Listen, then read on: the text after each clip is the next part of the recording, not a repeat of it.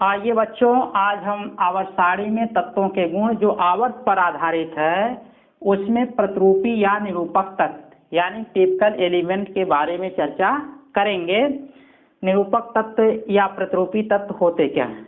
देखिए बच्चों, निरूपक तत्व ऐसे तत्व होंगे जिनके गुणों की रूपरेखा से, यानी कि ये रूपरेखा तैयार करते हैं कि और तत्वों के बारे में, यानी कि अगर हम इनके गुणों के बारे में जानकारी प्राप्त कर ले तो इसका मतलब उस वर्ग के तत्वों के गुणों के बारे में हमें जानकारी प्राप्त हो जाएगी।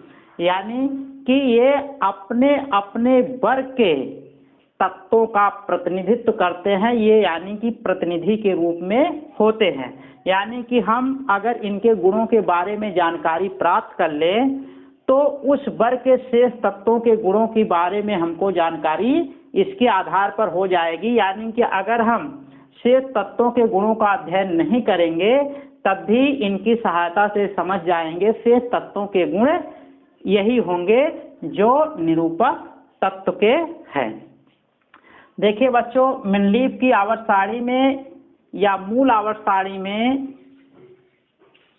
या आधुनिक आवर्त सारणी में जो आवर्त और समूह आपको दिखाए गए हैं तो उसमें जो आवर्त सारणी में दूसरा आवर्त और तीसरा आवर्त है, उन तत्वों को हम निरूपक तत्व या प्रतिरूपी तत्व बोलते हैं।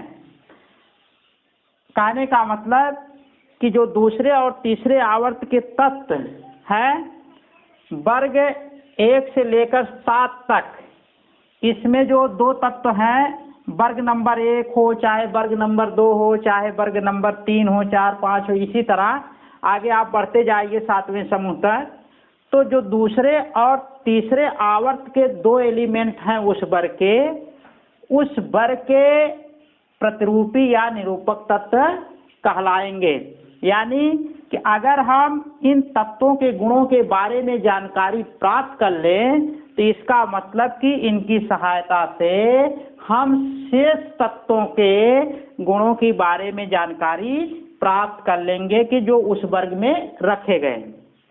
कहने का मतलब यह है कि अगर इन तत्वों के गुणों के बारे में जानकारी हमको प्राप्त हो जाती है तो उस वर्ग के शेष तत्वों के गुणों के बारे में हमको जानकारी प्राप्त हो जाएगी। तो आप बच्चों याद रखें कि जो प्रतिरूपी या निरूपक तत्व हैं वो आवर्त नंबर 2 और आवर्त नंबर 3 पर आधारित है।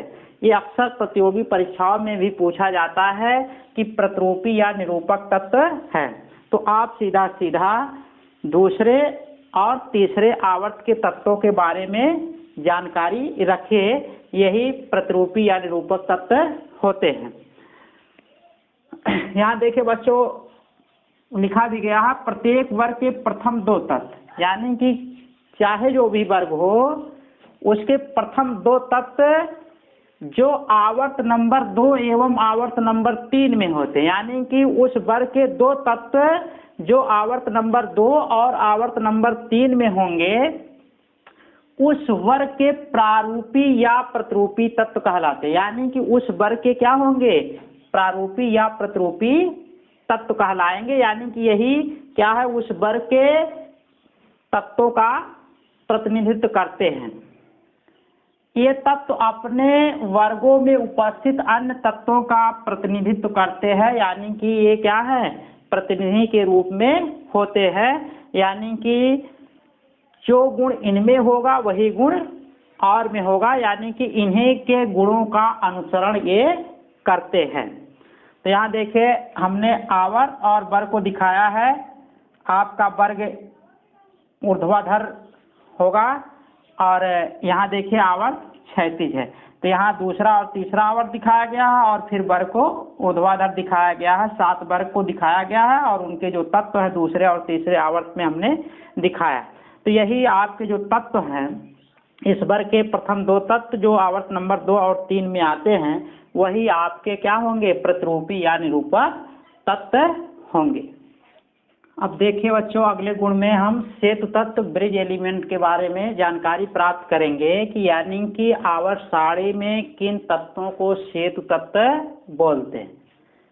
सेत यानी कि जो पुल का काम करे, यानी कि जो दो छोरों को जोड़ने का काम करते थे उसको हम क्या बोलते थे, सेतु बोलते थे।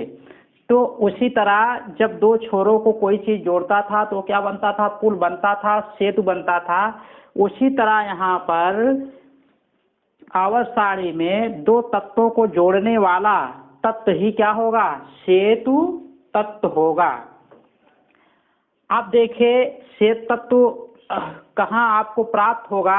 हमने इसके पहले वाले वीडियो के लेक्चर में चर्चा की है कि आवर्त नंबर 4, 5, 6 में तत्वों के दो उपवर्ग बनाए गए हैं। यानी कि जो वर्ग होते थे आवर्त नंबर 4, 5, 6 में उनको उपवर्ग में बांट दिया गया है।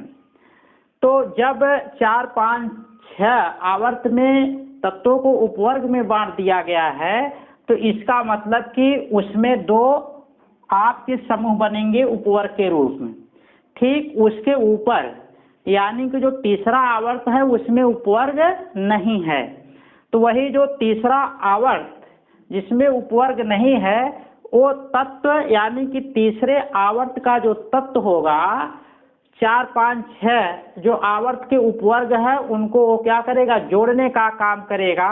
इसलिए तीसरे आवर्त के जो तत्व होते हैं वो सेतु तत्व कहलाएंगे। तो आप बच्चों ये ध्यान में रखिए कि तीसरे आवर्त के जो तत्व होते हैं उनको हम सेतु तत्व बोलते हैं, क्योंकि ये उपवर्ग के तत्वों को जोड़ने का काम करते हैं। देखिए बच्चों, तृतीय आवर्त में प्रथम से 7वें वर्ग के तत्व सेतु तत्व कहलाते हैं। यानी कि आप तीसरे आवर्त के तत्वों को उठाइए और वर्ग नंबर 1 से लेकर 7 तक चलिए आगे लेकर तत्व। देखिए बच्चों, तृतीय आवर्त में जो पहले से 7वें वर्ग के तत्व है वही हमारे क्या होंगे, सेतु तत्व होंगे। यानी कि यही उपवर्ग के तत्वों को जोड़ने का काम करते हैं। ये तत्व अपने वर्ग के दोनों उपवर्ग यानी कि उसी वर्ग के, जैसे वर्ग नंबर 1 में है या वर्ग नंबर 2 में है, जो उसमें वर्ग उपवर्ग बने हुए हैं, उपवर्गों यानी कि सब ग्रुप्स के तत्वों के मध्य एक सेतु का कार्य करते हैं। यानी कि यही तीसरे आवर्त के तत्व उस वर्ग के जो उपवर्ग के तत्व हैं उनको जोड़ने का ये काम करते हैं, यानी कि सेतु का कार्य करते हैं। इनके गुण अपने वर्ग के दोनों उपवर्ग के तत्वों के गुणों से मिलते जुलते हैं। यानी कि जो सेतु तत्व हैं उनके गुण उस वर्ग के उपवर्ग के तत्वों के गुणों से मिलते जुलते हैं। यहाँ देखिए बच्चों, हमने बनाया है यानी कि जो सेतु तत्व है उनकी एक हमने संरचना दी है कि एक वर्ग को लेकर प्रथम वर्ग को यहाँ पर लेकर हमने दी है। यहाँ प्रथम वर्ग देखिए फर्स्ट हो गया। प्रथम वर्ग में क्या, हाइड्रोजन है, लिथियम है, सोडियम। ये देखिए प्रथम आवर्त का तत्व है, ये दूसरे आवर्त का है, ये तीसरे आवर्त का है जो पहले समूह में। फिर इसके बाद यहाँ देखिए पोटेशियम, रुबिडियम, सीजियम, फ्रांसियम उसी वर्ग के क्या है, उपवर्ग है, जिसको हम वर्ग फर्स्ट ए बोलेंगे। जो वहाँ वर्ग उपवर्ग बने हुए थे उसको हम उपवर्ग ए और उपवर्ग बी बोलते थे। अब यहाँ चूंकि पहला समूह है इसलिए फर्स्ट ए हो जाएगा और ये क्या हो जाएगा, फर्स्ट बी हो जाएगा। जो देखिए दूसरा यहाँ उपवर्ग है, कापर है, सिल्वर है और क्या है, गोल्ड है। तो यहाँ देखिए जो उपवर्ग के तत्व हैं फर्स्ट ए और फर्स्ट बी को, यही सोडियम इनको जोड़ने का काम कर रहा है, इसलिए सोडियम क्या हो गया, सेतु तत्व हो गया। तो अब आप ये ध्यान रखें कि तीसरे जो आवर्त के तत्व होते हैं यही सेतु का कार्य करते हैं, यानी कि यही उपवर्ग के तत्वों को जोड़ने का काम करते हैं। इसलिए तीसरे आवर्त के तत्व सेतु तत्व कहलाते हैं। अब देखिए बच्चों, हम अगले गुण के बारे में चर्चा करेंगे, नॉर्मल तत्व। यानी कि ये जानेंगे कि आवर्त सारणी में किन तत्वों को हम नॉर्मल तत्व बोलेंगे, यानी कि नॉर्मल एलिमेंट्स होते क्या हैं। यहाँ देखिए बच्चों, कहा गया है कि जिन तत्वों के गुण श्वेत तत्वों के गुणों से अधिक समानता रखते हैं, यानी कि श्वेत तत्वों के गुणों से अधिक समानता रखने वाले जो तत्व होंगे उन्हें हम क्या बोलेंगे, सामान्य या नॉर्मल तत्व बोलेंगे। यानी कि उनको हम सामान्य या नॉर्मल तत्व कहते हैं। यानी कि श्वेत तत्वों के गुणों से समानता जो भी तत्व रखेंगे वही हमारे क्या होंगे, नॉर्मल तत्व या समान तत्व। कह रहे हैं कि सभी उपवर्गों के तत्व नॉर्मल तत्व होते हैं, सभी ए उपवर्ग के तत्व नॉर्मल तत्व होते हैं। यानी कि जो ए उपवर्ग के तत्व हैं उनको हम क्या बोलेंगे, नॉर्मल तत्व बोलेंगे। यही यानी कि श्वेत तत्व के गुणों से अधिक समानता रखते हैं। एवं श्वेत तत्व भी नॉर्मल तत्व होते हैं। यानी कि जो श्वेत तत्व हैं उनको भी हम नॉर्मल तत्व बोलेंगे, और जो ए उपवर्ग के तत्व है वो भी क्या होंगे, नॉर्मल तत्व होंगे। क्योंकि उपवर्ग ए और जो श्वेत तत्व है उन्हीं के गुणों में क्या है, अधिक समानता है।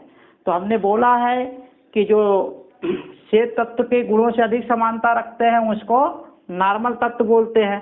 तो जब दोनों के गुण में समानता है तो इसका मतलब कि हम श्वेत तत्व को भी नॉर्मल तत्व में रख सकते हैं। ठीक है बच्चों, अगले गुण को हम अगले वीडियो के लेक्चर पे चर्चा करेंगे।